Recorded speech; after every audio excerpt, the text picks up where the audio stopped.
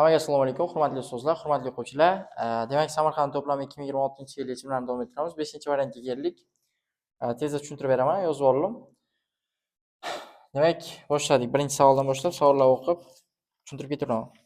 Birinchi savolda aytilyapti, geliy is gazi va noma'lum gaz aralashmasining geliyga nisbatan zichligi 5 ga teng. Shu aralashmada geliy va is gazi teng hajmda, is gazi va noma'lum gaz teng massada bo'lsa, noma'lum gazni aniqlang. Endi bizga is gazi va geliyni teng hajmda deganligi uchun o'zimdan 1 moldan oldim. Shu vaqtida is gazi bilan noma'lum gazni massasi teng deganligi uchun 1 mol is gazni olgandim. Uni massasi 28 gram va noma'lum gazni massasi ham 28 gram bo'ladi. Endi o'rtachaga qo'yapman. 28 ga qo'shaman 4 ni, qo'shaman 28 ni, bo'laman mollar yig'indisiga va tenglayman 20 ga. Chunki aytilgan geliyga nisbatan zichligi 20 ga 5 ga teng deyilgan. 5 kara 4 20 bo'ladi-da. X ni qiymati shunda 1. Shunda noma'lum gazni 28 gram 1 mol bo'lar ekan. Masala sharti bo'yicha, demak 28 gramlik 1 mol gaz bu azot. Siz javobga to'g'ri kelar ekan. Ikkinchi savol. Marganis 2+ kationdagi elektronlar soni X-3 aniondagi elektronlar sonidan 5 taga ko'p bo'lsa, X ni aniqlang. Demak, marganis 2+ da o'zi 23 ta elektron bo'ladi. X-3 dagi elektronlar soni esa shu 23 tadan deyilyapti. 5 taga kam. Shunda biz 23 dan 5 ni ayirib tashlaydigan bo'lsak, X+3 dagi elektronlar soniga teng bo'ladi. Ya'ni aniondagi elektronlar soniga teng bo'ladi. X ni aniqlab oladigan bo'lsak 15. 15-tartib raqamli element bizda fosfor bo'ladi. 3-savolda jadval berilgan, Y ni aniqlang deyilyapti. Moddalarni, ya'ni donor akseptorga ega bo'lgan moddalar berilyapti. Is gazi va ammonik kationi. Is gazida demak, donor vazifasini kislorod o'taydi, ya'ni kislorod o'taveradi. Ya'ni o'sha mana bu 4 ta elektron qatnashadi. Mana bu uglerod tomonda turgan elektronlar ham bu kislorodga tegishli. Shuning uchun bir molekul aslida is gazini 4 ta elektron qatnashyapti donor element tomonidan. Masala sharti bo'yicha 12 ta qatnashsin deyilyapti is gazi uchun. Shunda molni hisoblab olsam 3 mol chiqadi. A mol deyilgan va buni biz aniqlab oldik. A teng shunda 3 bo'ladi. Va ammonik kation uchun ham A mol deyilgan. Shu A molidagi elektronlar sonini, qatnashgan elektronlar soni so'ralyapti. 1 mol uchun donor element, ya'ni azotdan 1, 2, 3, 4, 5 ta elektron qatnashadi. Bizda 3 mol kelib chiqdi. Uni hisoblab oladigan bo'lsak 15 yanada chiqib keladi. Shunda D javobga to'g'ri kelar ekan. 4-savol. 0,2 molyarli natriy fosfat dissotsialanish darajasi 75% va 0,4 molyarli alyuminiy xlorid dissotsialanish darajasi 60%. Dissotsialanishidan hosil bo'lgan anionlar molidan kationlar molining ayirmasini toping. Eritmalar alohida tuzning gidrolizini hisobga olmang deyiladi. Ya'ni eritmalar o'zaro reaksiya kirishib ketmasin deyiladi. Dissotsialab olamiz. Natriydan 3 ta natriy kationi va fosfat anioni hosil bo'ladi. 0,15 moldan qancha desam, nima uchun 0,15 mol? 0,2 molya berilgan-ku deydigan bo'lsa, bunda dissotsialanish foizi 75% deyilgan. Shuning uchun 0,15 dan hisoblaymiz. Hosil bo'lgan kation soni 0,45 bo'ladi, anion soni esa 0,15. Alyuminiy xlorid uchun ham xuddi shunday 0,4 molyar berilgan, dissotsialanish foizi 60% bo'lganligi uchun 0,24 ta dissotsialanishga uchraydi. Shundan hosil bo'lgan kation va anionni aniqlab oldim. Umumiy anionlar soni 0,15 qo'shilgan 0,72, 0,87 bo'ldi. Umumiy kationlar soni esa 0,45 qo'shilgan 0,24, 0,69 bo'ldi. 0,87 dan 0,69 ni ayirib oladigan bo'lsam 0,18 chiqar ekan. 6-savolni o'qiymiz. Laboratoriyada bir xil sharoitda 4 ta bir xil hajmli va massali yopiq kolbalarda teng miqdorda olingan gazlar A va D bor. Barcha gazlarning tarkibida X element atomlari uchraydi. X agar xuddi shunday kolbada havo to'ldirilsa, uning massasi 221,74 gram keladi. Xo'p, demak jadvaldagi ma'lumotlarga asoslanib Y va Z ni aniqlang. Oldingizda kitobingiz bor. Y va Z nimaligini bilasiz, ya'ni o'sha C va D idishlardagi Y va Z. X elementning demak massa ulushi hisoblanadi. Endi buni ishlaydigan bo'lsak nima qilamiz? Bizda A idishda sarg'ish yashil gaz degandan bo'lsa bo'ladi. Bu I unumini berib qo'yibdi 100 so'z. Demak bu A moddadan faqat 100 so'z. X moddadan faqat 100 so'z bo'lgandan keyin birorta modda bo'lishi kerak. I och sarg'ish deb qo'yibdi. Sarg'ish yashil deb qo'yibdi. Sarg'ish yashil rangli gaz 8-sinf darsligi bo'yicha xlor berilgan gaz faqat. Mana shunaqa bo'lar ekan. Endi xuddi shunday idishga havo to'ldiradigan bo'lsak, 221,74 bo'lar ekan. Buni hajmi bilan buni hajmi bir xil. Demak, hozir 224,26 dan 221,74 ni ayiradigan bo'lsam, bizda idishlar ayirmasi emas, balki xlordan havoni ayirganimizni massasi kelib chiqadi. Chunki idishlar o'zaro qisqarib ketadi, massalar hajmidan bir xil bo'lganligi sababli. Endi 224,26 dan ayiraveradigan bo'lsam, 221,74 ni 2,52 ga farq qilyapti. Bizda delta farq. O'zi normal holatda 1 mol bo'yicha farqni hisoblab olamiz. 71 dan ayiraverma 29 ni 42 ga farq qiladi. 2,52 ni bo'lib oladigan bo'lsam 42 ga 0,06 moldan barcha idishlarda gazlar joylashgan ekan. Ya'ni bu idishda ham A da, B da, C da, D da hammasida 0,06 moldan gazlar bor ekan. Xo'p, ikkinchi ish nima qilamiz? 0,06 ko'paytirilgan 71 4,26 bo'lsa, ya'ni mana shu idishda 4,26 gram xlor bo'lsa, 224,26 edi idish bilan birgalikdagi xlorning massasi. 224,26 dan ayirib tashlayman 4,26 ni. Shunda idishning massasi kelib chiqar ekan 220. Shunda barcha idishlarning massasi 220 daligini aniqlasak bo'ladi. Chunki teng hajmli va teng massali deyilgan-ku. Demak, 3-ishga o'tamiz. 225,94 dan 200 mana bu moddaning massasi 225,94 gram deyilganda. Undan keyingisi esa 223,03. 223,03 berilgan. 225,94 dan ayiraveradigan bo'lsam, idishning massasini 5,94 gazlar aralashmasiga qoladi. Qanchadir foizi o'sha xlor tashkil qiladi uni. Endi bularni 5,94 grami molini aniqlab olgandik biz. 0,06 molda bo'lsa, 1 molni aniqlab oladigan bo'lsam, 99 kelib chiqar ekan. Demak, 99 ga to'g'ri keladigan gaz bu kremniy 2 xlorid bo'lar ekan. Demak, kremniy 2 xloriddagini hisoblab oladigan bo'lsam, xlorning massa olishini 71 ni bo'lishim kerak, 99 ga 71,71 chiqar ekan. Keyingisi 223,03 dan ayiraman. Idishning massasini 220 ni 3,03 qoladi. Bu 3,03 0,06 molida. Barcha idishlarda 0,06 dan ko'p. 1 molni hisobladigan bo'lsam, moddaning massasi kelib chiqadi 50,5. 50,5 ga to'g'ri keladigani metil xlorid to'g'ri kelar ekan. Endi bu gaz modda, metil xloriddagi xlorning massasini hisoblashim kerak. Xlorning massasi 35,5 bo'laverma 50,5 ga 35,8 kelib chiqar ekan. Va 7 ta savol mana shular. 8-savolga o'tamiz. Nusxasiga yozib qo'yganman. 8-savol. 8-savolni o'qiymiz. 7-savol ekanda. 7-savolda quyidagilar orasidan kislotali oksidlarni aniqlang deyilyapti. 7-savolda. Xo'p, kislotali oksidlar o'z bu yerda ro'xoksan, foteroksid, qo'rg'oshin 2 oksid, 2, 3, 4. Qo'rg'oshin 4 oksid berilyapti. Qo'rg'oshin 4 oksid ham kislotali oksid, 3 xrom 3 oksid. Xrom 3 oksid bu asosli oksid. Bular bo'lmaydi, 3 chiqib ketyapti. Faqatgina 8 va 10 bo'ladi. Yuqori vakillar bo'lishi kerak. Kislotali oksidlarda yuqori vakillari bo'lish kerak oksidlarni. Shunda 8 bilan 10 marganin 7 oksidi va xrom 6 oksid berilyapti. O'shalarni olsak bo'ladi. Demak, 7-savolga javob A bo'ladi. Bu tomonni yozgan ekanmiz. 7-savolning javobi A javobga to'g'ri keladi. 8-savol. Xlor minus va marganin SO4 minus H+ berilyapti. Ya'ni bu qanaqadir xlorli tuz va kalipermanganatning kaliy emas, endi aynan asosan kaliy kelardi, o'shanga qarab aytibman.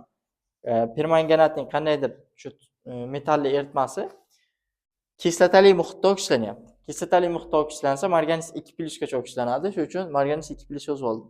Xlor esa erkin holatga, ya'ni 0 holatgacha qaytariladi. 0 holatgacha qaytariladi xlor. Xo'p, endi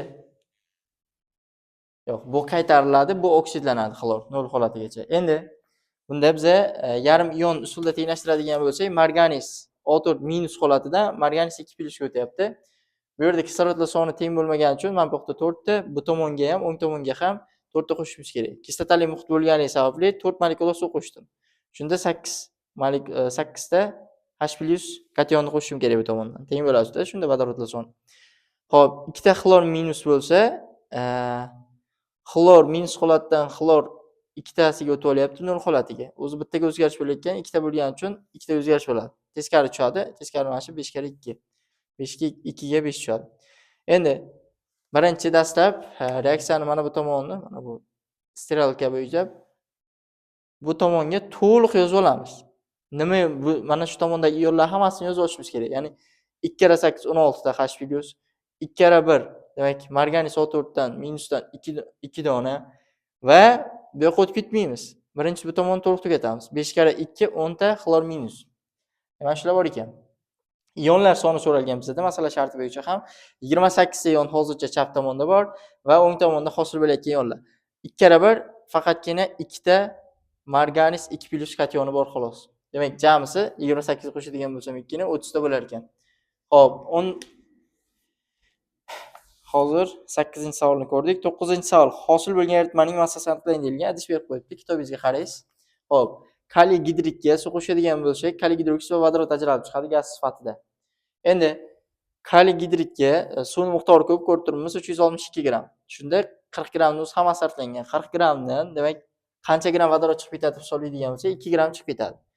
Umumiy eritmaga 362 gram suvga qo'shgandim 40 gramni, 402 gram eritma hosil bo'lgan edi va 2 gram vodorod uchib chiqib ketdi. Shuni natijasida hosil bo'lgan eritma 400 gram. Xo'p, 9-savol javob C bo'ladi. 10-savol. Reaksiya tenglamasi berilyapti. 2 ta A ga bitta B gaz modda qo'shib 3 ta C olish reaksiyasi tenglamasida to'g'ri reaksiya tezligi 3.6 berilyapti. Ya'ni 3.6 ga teng ekan. Bizda formula bor edi. V reaksiya tezligi teng A ning qanaqadir darajasi, A-inchi darajasi, B ning B-inchi darajasi ko'paytirilgan konstanta qiymati. Ya'ni o'sha reaksiya tezligi konstantasi. Endi 3.6 ga teng bo'lsa, biz A moddani konsentratsiyasini bilmaymiz, o'sha uchun x deb oldik. X deb oldik va oldida koeffitsient 2 bo'lgani uchun x ning kvadrati bo'ladi. B moddani keyin berilgan 2 deb 2 ning birinchi darajasi 1 ku mana koeffitsient oldi. Va demak tezlik konstantasi teng 0.2 ga. X kvadrat teng bo'lar ekan 9 ga. X ildiz oladigan bo'lsa x ning qiymati 3 ga 3 kelib chiqadi. Aynan A ni dastlabki A moddani konsentratsiyasi so'ralyapti. Demak 3 bo'lar ekan A moddani konsentratsiyasi. 11-savol. Quyidagi berilgan birikmalar gidrolizida qanday ionlar qatnashishi va eritma muhiti qanday bo'lishini juftlab ko'rsating deyilgan. Litiy nitrit, kumush xlorat berilyapti va seziy nitrat berilyapti va kumush ftarid. Litiy nitrit keladigan bo'lsa, bunda o'zi gidrolizning bor shartlari gidroliz kuchsiz bo'yicha boradi, ya'ni kuchsiz kation yoki anion farqi yo'q. Kuchsiz bo'yicha va muhit kuchliniki bo'ladi. O'shanga qarab ajratib olsak bo'ladi. Demak, litiy nitritda bu yerda muhit ishqoriy bo'ladi, litiy qismi kuchli chunki va gidroliz anion qismi bo'yicha borar ekan. Shunda 1 ga to'g'ri kelyapti bizda muhit. 1 ga C va 2 to'g'ri kelyapti. 1 ga C va 2 ga to'g'ri kelar ekan. Boshqa javoblarda o'zi bunaqa javob yo'q. A javobga to'g'ri kelyapti faqat. Shuning uchun 11-savol javobi A javob bo'lgan. 12-savol. 15% eritmadan 36 gram suv bug'latilganda demak eruvchanlik koeffitsiyenti 25 ga teng bo'lgan eritma hosil bo'ldi. Eritma massasi 2 marta kamaygan bo'lsa, cho'kmaga tushgan tuz massasini aniqlang. Endi men o'zimdan 12 savoldim. Siz o'zingizdan xohlasangiz 100x xohlasangiz x deb xohlagan so'zingizni olsangiz bo'ladi. Xo'p, qulayroq bo'lishi uchun 12 savol. Endi shunda 15% eritma bo'lganligi sababli buning tarkibida 1,5x gram tuz bo'lar ekan. Ya'ni 10x 100%, 15% qancha deydigan bo'lsam, 1,5x gram tuz bo'lar ekan tarkibida. Va uni tarkibidan mana shu eritmaning tarkibidan 36 gram suv bug'lanib chiqib ketgan va qanchadir y gram tuz cho'kmaga tushgan. Natijada hosil bo'layotgan eritmani massasi 2 barobar kamaygan. Shunda 12 olgan bo'lsam, 2 ga bo'lib yuboradigan bo'lsam, 5x bo'lib qolgan eritmani massasi. Endi nimani hisobiga kamaygan? 5x bo'lib qolgan. 5x bo'lib qolgan eritma massasi. 10x dan ayiradigan bo'lsam 5x ni umumiy kamayish 5x ga.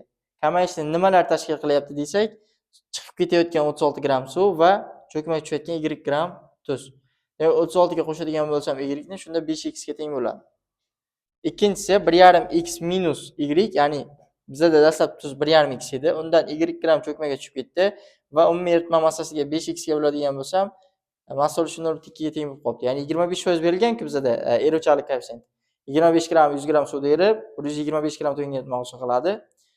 Bundan foydalanib o'sha 25 ni 125 ga bo'lib olsak, massa ulushi eritmadagi keyingi eritmaniki 0.2 ligini aniqlovsak bo'lardi. Xo'p, bundan foydalanib y ning qiymati 0.5x ga tengligini topsak bo'ladi.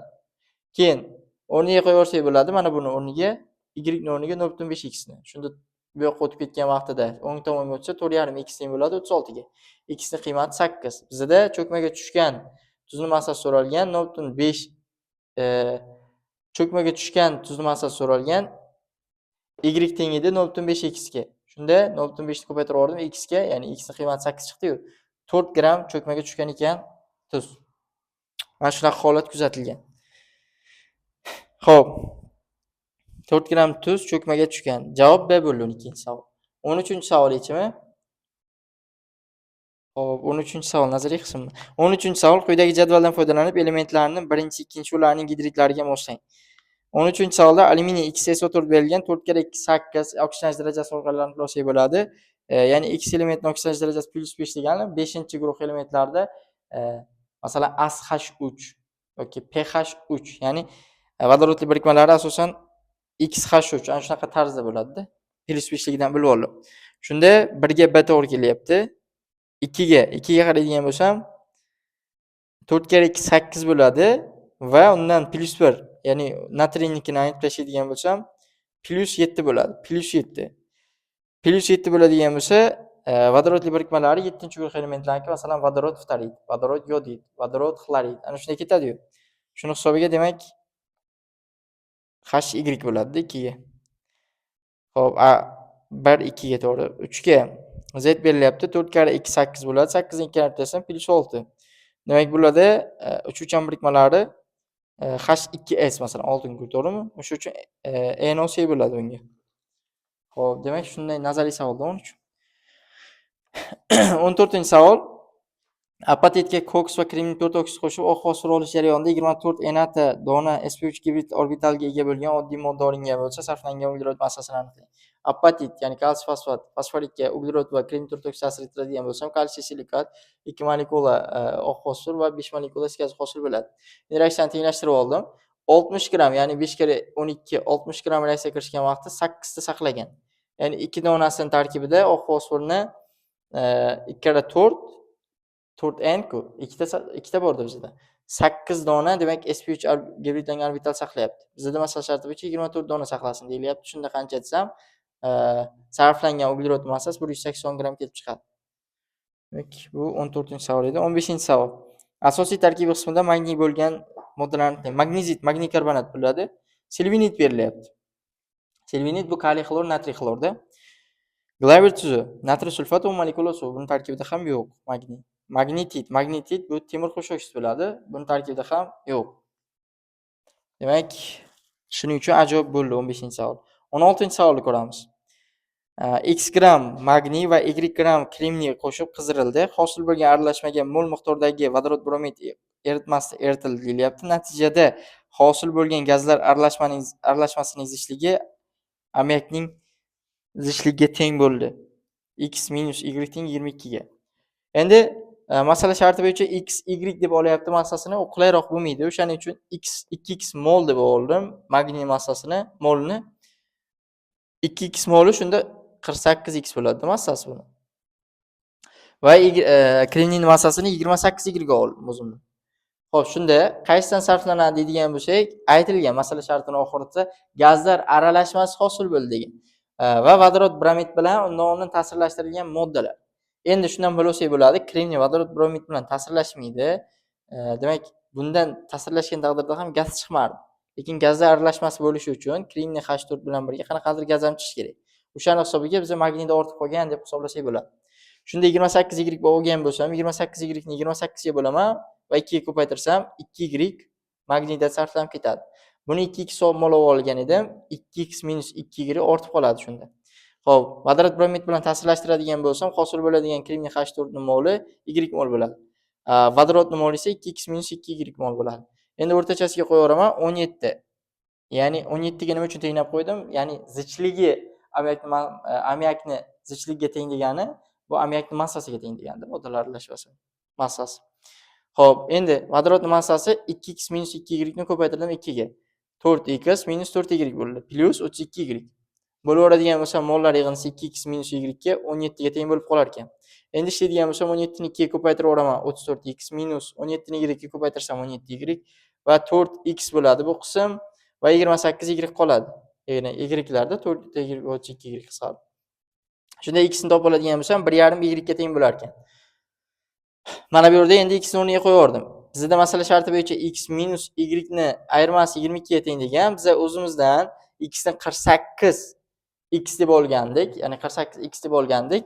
Mana bu yerda y ni qiymati x ni qiymati 1,5 y ga teng bo'ldi. Ya'ni y ga o'tkazib olyapman. 1,5 ni ko'paytiryapman 48 ga. Shunda 72y bo'lyapti. 72y dan olgan y ni o'rniga olgan 28y ni ayirib oladigan bo'lsam 22 ga teng bo'lar ekan. Y ni qiymati shunda 0.5 chiqyapti. Xo'p, x ni qiymati 0.75 bo'lar ekan. Endi 0.75 bu masala shartida aytilgan x emasda bu, moli bu 0.75. 0.75 ni ko'paytirib oladigan bo'lsam 48 ga 36 gram bo'lar ekan olingan magniyni grammi. Endi 17-savolga o'tamiz. Bu ham nazariy qism. Qattiqligi hamda Venn diagrammasi asosida to'g'ri javoblarni aniqlaydi deyilyapti. Kalsiy gidrokarbonat va magniy sulfat berilyapti. Doimiy qattiqlikni keltirib chiqaradi. Doimiy qattiqlikni bu magniy sulfat, demak kalsiy sulfat, shunaqa tuzlar keltirib chiqaradi bular. Kalsiy xlorid, magniy xlorid va hokazolar. Gidrokarbonat saqlaganlari vaqtinchalikda bu. Doimiy qattiqlikni degani shu uchun, ya'ni A ni 3-chiga kirgizamiz. Venn diagrammasi bo'yicha. Xo'p, birinchisiga vaqtinchalik qattiqlikni keltirib chiqaradi, faqat gidrokarbonat iyoni saqlagan moddalar. Shuning uchun 1 ga 1.6 bo'ladi.